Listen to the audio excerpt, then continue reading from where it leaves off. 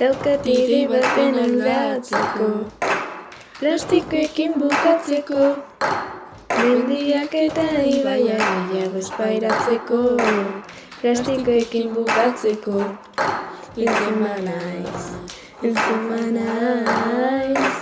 zuengatik izango da, zuek plastikak botatzen eta gu guztia jaten, azkenean hilko gara.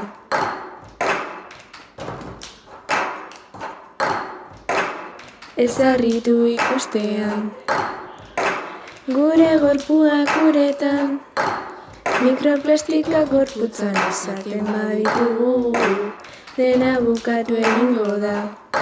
Hiltzen banaiz, zuengatik izango da, zuek plastikak botatzen eta gu guztia jaten, azkenean hilko gara.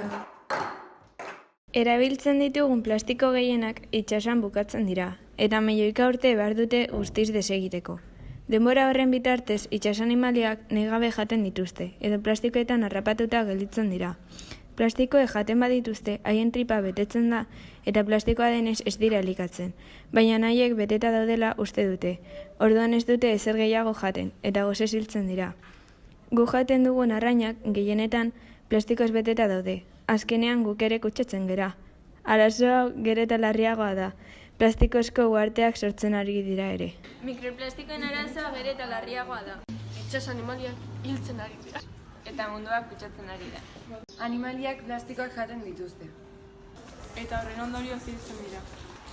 Guk errudunak gara.